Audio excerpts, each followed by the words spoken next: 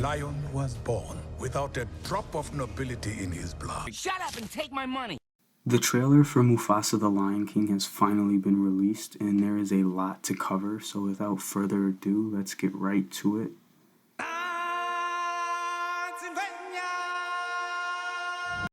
Right off the bat, we hear the opening chant from Circle of Life, the very iconic song from the opening of the original film.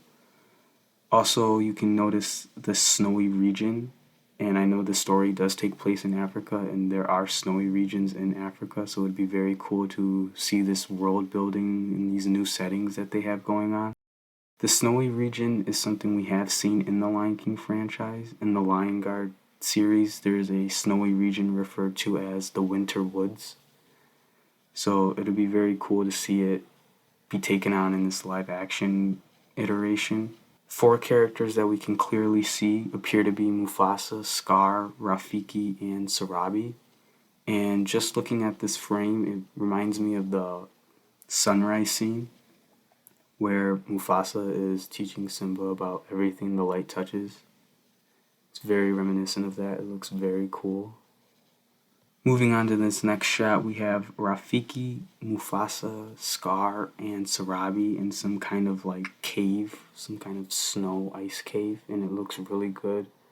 One thing to point out is that they all appear to be very teenage-like, like very young adult. They're not cubs in this frame, so most likely we'll see them as cubs and then growing into young adults, which is a very interesting idea given the fact that in The Lion King we only see Simba as a cub, and as an adult we don't ever really explore Simba at that teenage, adolescent, young adult age.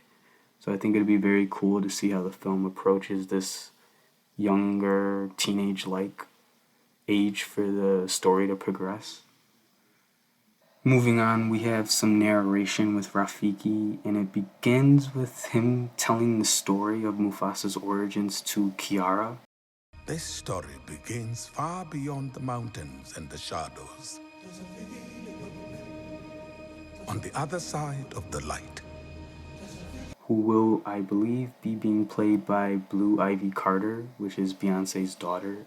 But anywho, John Connie is reprising his role as Rafiki. He played Rafiki in 2019, and as he's telling Kiara the story, he begins by saying, "This story begins far beyond the mountains and the shadows, on the other side of the light," referring to the setting of the plot for this film being far beyond the Pride Lands. Everything the light touches is what Mufasa refers to the Pride Lands as. Everything the light touches is our kingdom.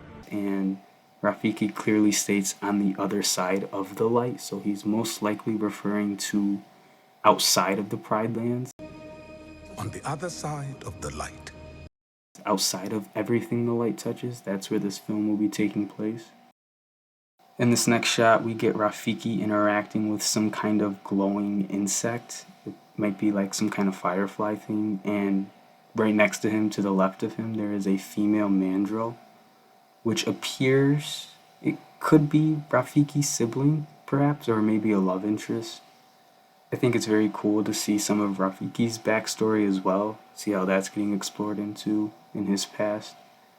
Along with this massive tree that they're all sitting in, this tree is like huge, like some kind of Amazon rainforest tree. This is a huge tree. We also can hear some kind of new version of the Circle of Life. There's new lyrics and like new sounds, new African dialect that's being sung. On the other side. Which is very cool to hear a new kind of twist on Circle of Life. I think that'll be very interesting. Moving on to the next frame, we get some zebras, hyenas, elephants, vultures, and they're all in this very dry desert, Sahara-like setting. It's very similar to the desert that Simba crossed after Scar told him to run away and never return. And one thing to also notice is the hyenas in this shot probably don't have any correlation to the hyenas in the elephant graveyard. Although we do know Scar has a history with the hyenas, so maybe these hyenas do play a role in terms of having a relationship with Scar. But I guess we'll see. Moving on, Rafiki's narration continues by him saying, quote, "A lion was born without a drop of nobility in his blood," end quote. A lion was born without a drop of nobility in his blood. Now, Mufasa being an orphan, which Barry Jenkins explained at D23, and he's also done in some other interviews as well.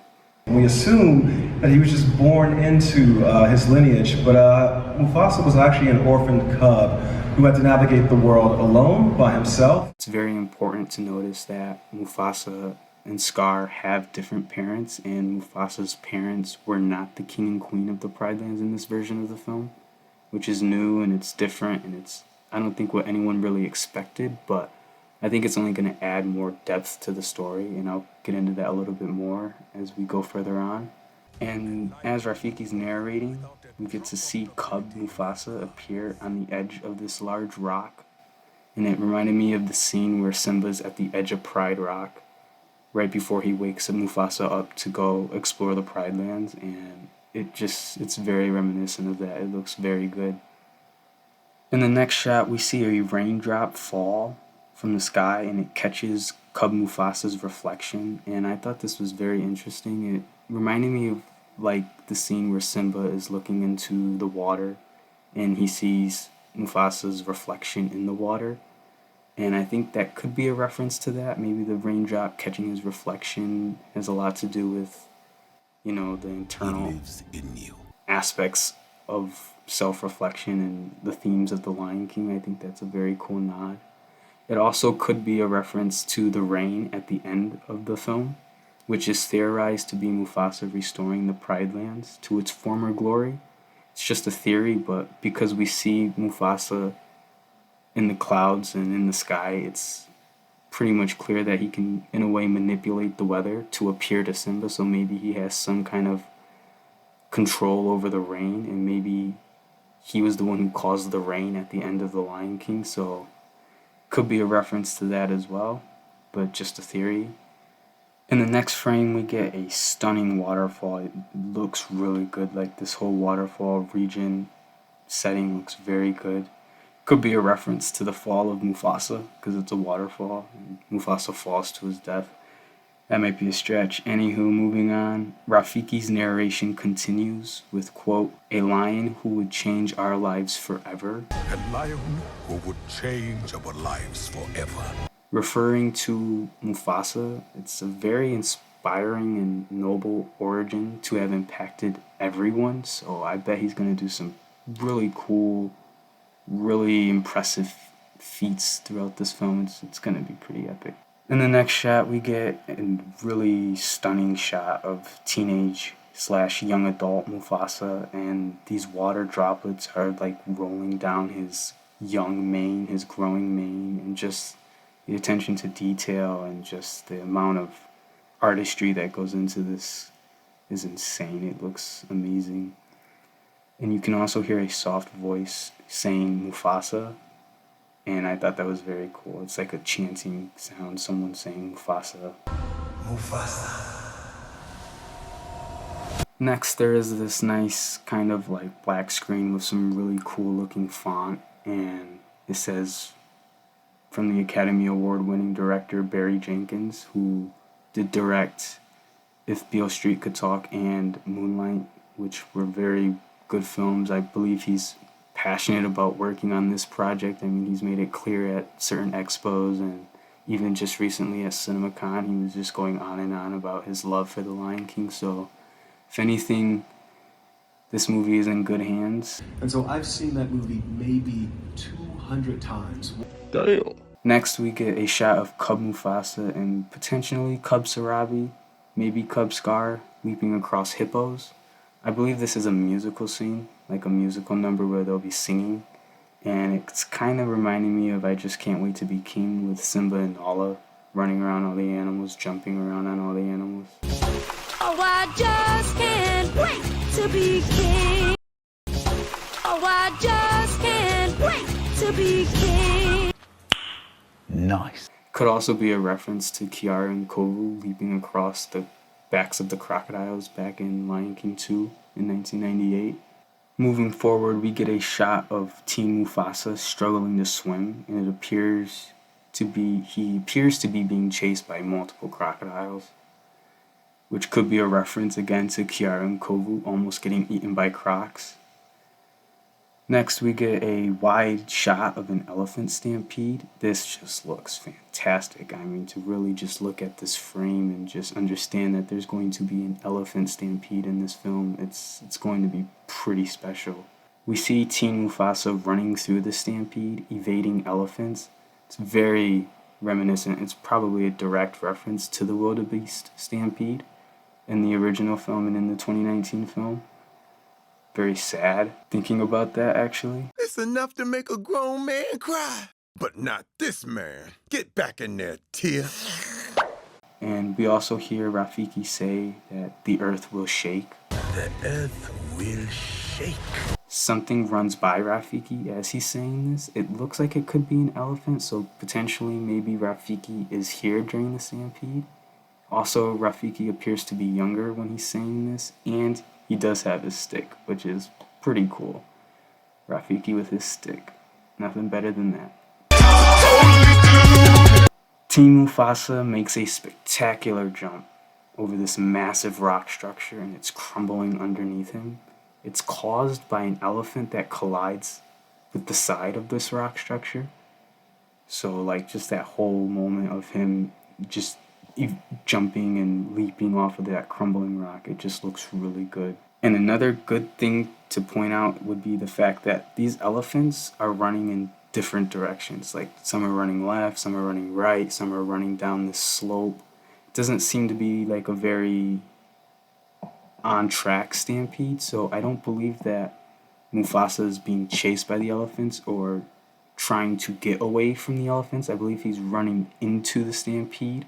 It looks like he's running towards something or potentially running to someone, but I don't think he's like getting caught in a stampede. I believe he's running through the stampede intentionally to get to someone or something, because they're not really in a single file like in the gorge scene from the original stampede. Moving on, we also get a shot of Teen Mufasa and Sarabi running through this snowy region again. It's the second time we see the setting, and they do appear to be singing. It could be a reference to Can You Feel the Love Tonight? It's giving those kind of vibes. It's a very good shot though, just seeing the detail of them running through the snow. I think it's going to be very cool. Next we get young Zazu, and he looks very different from 2019. And if you look closely, you can see he appears to be in the same stampede as Mufasa. You can see elephants in the background as he's flying up, and his mouth is open like he's screaming for help or potentially calling out for Mufasa.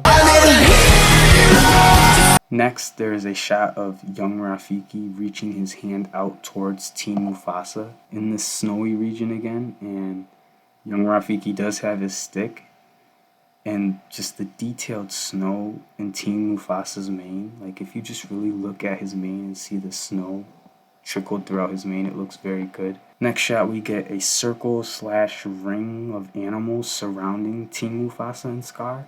The other lion in that shot next to Mufasa has a mane, so I do believe it is Scar. There are elephants with baby elephants. There are zebras with babies. There are kudus, which are the antelopes with some babies. There's some giraffes, some Cape buffalo, some gazelles, an ostrich back there.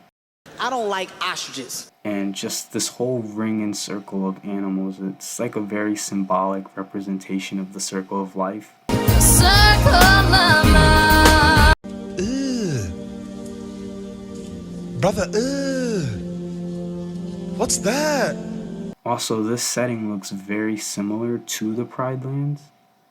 You can kind of see Rafiki's signature tree in the background. It looks very, very similar to the tree we see him in 2019, so this could be the Pride Lands where they're at, but I'm not sure.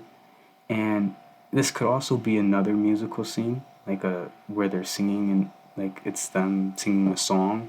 I'm not 100% sure, but it feels like it could be a musical number where the characters are singing. Up next, we have Rafiki, who follows up his previous statement with awaits you. So the full statement is destiny awaits you, and he's referring to Mufasa. Destiny awaits you. Although it's ironic because he's referring to Mufasa's destiny awaits him, but it's technically Scar's destiny to inherit the kingdom. You can't win, Scar! This is my kingdom! My destiny! Because Scar's parents are of noble blood, unlike Mufasa, who's an orphan who was adopted by Scar's parents. So, in technicality, Scar is the rightful heir to the throne. It would be his destiny to inherit the kingdom. Nah, I'm your king. Boy, if you don't get... We also see Cub Mufasa look up at the night sky, and he sees a lion-like face made from stars and clouds. It could be a reference to Simba looking up at the stars, because when Simba was a cub, there was the scene of him and Mufasa looking up at the stars, and when Simba was older, he looks up at the stars again, and then there's also the scene with Ghost Mufasa, so it feels like a reference to that. This shot reveals that it's not just going to be stars or clouds to represent them, but an actual visible lion face similar to the 94 Ghost scene, where Mufasa appears as like a walking lion made of clouds and he's talking. I think it's safe to assume that it's not Mufasa's dad, because if the great kings of the past are the stars and the lines in the sky, and Mufasa's parents, especially his dad, wasn't a king. Look at the stars. The great kings of the past look down on us from those stars. Really? Yes. Oh yeah? Prove it. I told you so. So it could be his adopted father, although that's unlikely because that would mean his adopted father is dead in this scene and Mufasa is still a cub, so it's unlikely that it's his biological father or his adopted father. I personally believe that this lion in the sky could be the first Lion King, like the first king of the Pride Lands or king of whatever region. I believe that this is that lion, but that's just my guess. In this next shot, we get Team Mufasa and Scar on the edge of like a waterfall cliff, and just, it looks really cool. And then the next shot we get, which could be Team Mufasa or it could be Team Scar swimming deep underwater. And they're trying to get to the surface, possibly they fell off the waterfall cliff.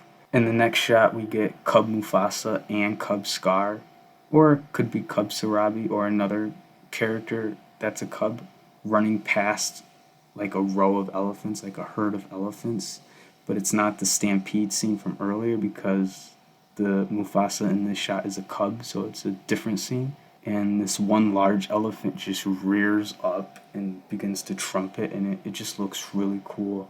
But it could be a musical scene as well. I feel like this could be a scene where the characters are singing as well. Oh, I just can't wait to be king.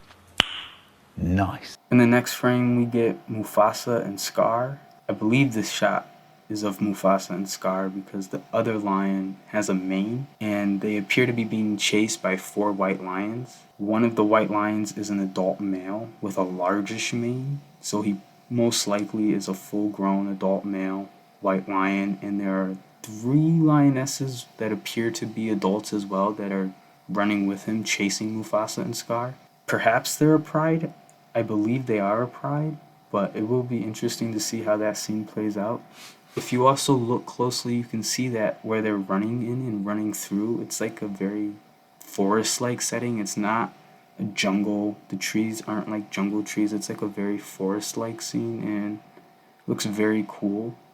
Very new. I like these new settings that we're getting in this film. Up next, we have Team Mufasa and Scar. They appear to be cornered on this waterfall cliff by some kind of threat. It could be that same white lion pride that we just saw chasing them. And then in the next shot, we get Team Mufasa, and he's like snarling at the threat, whatever this threat is, being very intimidating, and he lets out a nice roar. It reminded me of the scene when young Simba was cornered by the hyenas and he lets out his like puny roar, but obviously Mufasa's roar in this shot is a lot more intimidating. Into the next shot, we get a crocodile heading towards cub Mufasa, who is holding onto a piece of driftwood, looking very terrified. He lets out like this tiny cry for help. In the next shot, we get Timon and Pumbaa, who appear to be battling adult Scar from the same scene in 2019 where Simba battles Scar. But I believe this is Timon and Pumbaa's version of the story that they're giving Kiara, due to their lack of involvement with the actual battle between Simba and Scar. They probably are just being a comedic relief, which is what they'll be good at in this film, I suppose. Hey, I've got an idea. Why don't we tell them our story? Oh, I like the sound of that. Following that, we get Teen Mufasa, who appears to leap over another maned lion, which looks like Scar, during this elephant stampede, and that jump looks really good. And then it cuts to cub Mufasa, who appears to be jumping off a tree branch into a body of water, and he has this really innocent smile on his face. Looks very cool. I like how they cut between him as a teen jumping and then cuts to him as a cub jumping. Is a very cool transition. And then we get the iconic drum following the title card, which is like a signature Lion King move. Oi. And everything just looks very, very good. I'm very impressed overall with what we got in this trailer. And I won't get too far into the casting, but the cast is phenomenal. I mean, we have a lot of new characters, so a lot of the cast is new characters, but to an extent, a majority of the characters from the previous film are reprising their roles.